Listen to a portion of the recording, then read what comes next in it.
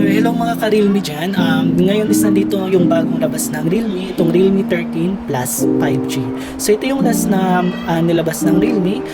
Yung unang nilabas kasi nila is yung mga Pro series nila is yung Realme 13 Pro and then Realme 13 Pro Plus. Ito namang yung nandito sa atin ngayon is yung Realme 13 Plus. Ayan, Plus lang po siya. Ito yung successor ng Realme 12 Plus. So ang meron tayo dito is one variant lang po siya. Meron siyang 12GB plus 256 GB of internal storage, and then sa buy box naman niya is meron po itong Dimensity 7300 Energy 5G chipset, and then meron siyang 80 watts ultra charge with 5000 mAh massive battery, and then meron din siyang 120Hz OLED display with eye comfort display. Plus pa niyan is meron po siyang Sony 50 megapixel with OIS. Ang sa hawak ko ngayon is ito yung tinatawag na Victory Gold. May isang kulay pa to is yung dark purple naman yan. Ito yung design niya dito sa may likod.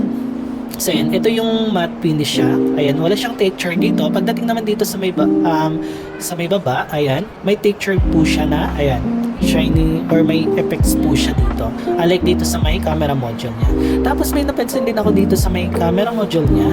Meron po siyang nakasulat dito sa may, ayan, sa may camera module niya. Ayan. Pagdating naman dito sa may taas niya is meron po siyang speaker, and then ito yung mic, and then head jack. So meron po siyang head jack dito. And then dito sa may gilid is wala naman, plain lang siya. Sa may baba naman is meron po siyang SIM tray.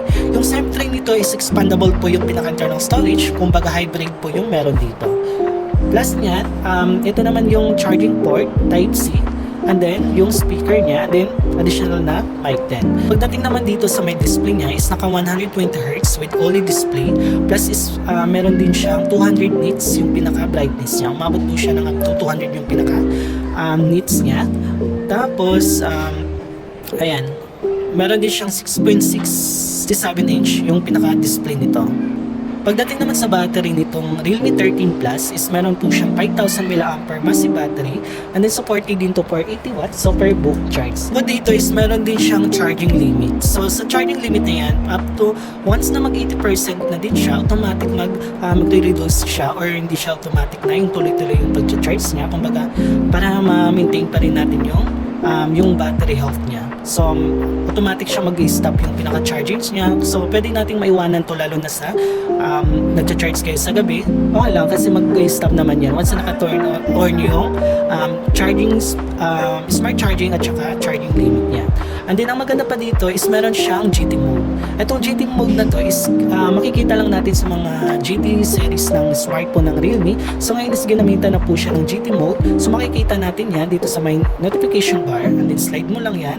Ayan, may makita kayo dito yung GT mode. So tatap mo yan dito. Ayan, kita natin, ayan, gumagana siya dito. Is 13 Plus is meron po siyang calling system. Kumbaga in-upgrade na siya para hindi agad-agad umiinit yung CPU nito. Kumbaga ma-maintain pa rin niya yung calling ng unit natin dito. Ayan, up to 19 yung pinaka niya, yung lamig niya dito. Ayan. Pagdating naman sa processor na ginamit dito kay Realme 13 Plus, ito yung is meron po siyang Dimensity 7300 Energy 5G chipset. So ito yung umabot na po siya ng up to 750,000 yung pinaka Antutu benchmark niya. And then naka 4 nanometer na din siya, up to 2.5 yung gigahertz ng CPU niya. So mas malakas yung CPU na ginamit dito kay Realme 13 Plus. So ayan. Plus niyan is meron po siyang 256 GB of internal storage. So expandable naman yan, so pwede nyong lagyan pa ng memory card nito. Plus niyan is meron po siyang 12 plus 14 yung pinaka RAM expansion niya. Ayan. So meron siyang 12 na standard na RAM, plus pa-plus pa dun yung 14 na RAM niya. Pagdating naman sa IP rating ng Realme 13 Plus nito is protected na po siya for water and dust resistant for IP65. Kumbaga pwede na siyang mabasa sa tubig. Ayan. Tapos yung meron din siyang additional features dito, meron tayong tinatawag dito na Rainwater Smart Touch. So itong Rainwater Smart Touch na yan, kung kahit mabasa yung screen niya, matatouch pa rin natin, hindi siya nag-ghost touch. Tapos ang maganda pa dito, hindi na ito agad-agad manakaw yung cellphone nyo kasi meron po siyang anti-thief protection. So itong anti-thief protection na yan, so makikita natin yan doon sa may settings niya. Saan natin mahanap yung anti-thief na yon? So kailangan mo lang pumunta sa settings, tapos pala dyan, sa may security pala, security pala, tapos punta kayo dito sa may more, security and privacy. So tap mo lang yan, tapos may makita kayo dito sa may baba, ayan, yung additional na anti-thief features niya. So i-on mo lang yan, automatic kailangan lang set up yung password niyan, may makita kayo dito, dapat naka-on yan lahat. For security ng unit na to is hindi po siya side-mounted fingerprint. Nandito na po sa may in-display. In-display na po yung pinaka-fingerprint nito, and then mayroon din siyang face unlock. So mas secure din po yung unit natin dito.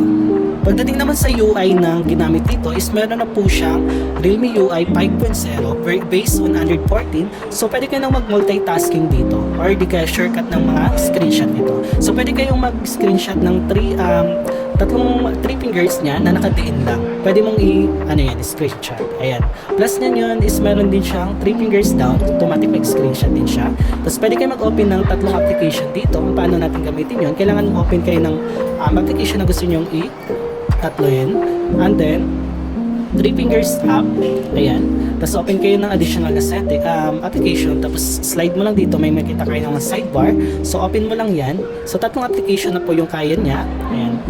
Nice smooth pa rin siya gamitin dahil sa mataas na CPU niya at saka yung pinaka-RAM niya.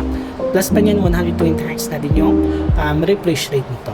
And then pagdating naman sa camera nito is meron po siyang 50 megapixel yung pinaka main camera niya with OIS na Sony yung gamit dito, plus 2 megapixel na camera niya, and then additional is yung flicker na camera, and then flashlight. Pagdating naman sa front facing camera is meron po siyang 16 megapixel yung front facing camera. So ito yung sa video niya, kaya niya po mag-shoot ng up to 4K resolution. So pwede tayong mag 60 fps, so kailangan lang po siya magda-down for 1080p. Pero dito naman is meron din siyang ultra steady para mas steady pa rin yung pagkuha natin ng mga videos dito. Pagdating naman sa front facing camera nito is kaya din niya for 1080p pero wala siyang 60 fps. Pero ang maganda naman dito is meron po siyang ultra steady din. Tapos straight mode, and then night mode. Tapos itong portrait mode, and then sa may more, may makita tayo dito ng high resolution. Ito yung 50 megapixel, and then panorama, pro mode, movie type, slow mo, time lapse, and then document scanner, dual video, and then long exposure. Ito yung dual video mode na once na nagbablog kayo, pwede natin gamitin yung harap at saka likod na camera niya. Pagdating naman sa price nitong Realme 13 Plus is naghahalaga lang po siya ng 19,999 pesos for 13 Plus with 256 GB of internal storage. Available na po siya nationwide sa mga Realme store or sa mga partnership ng mga dealer ng Realme.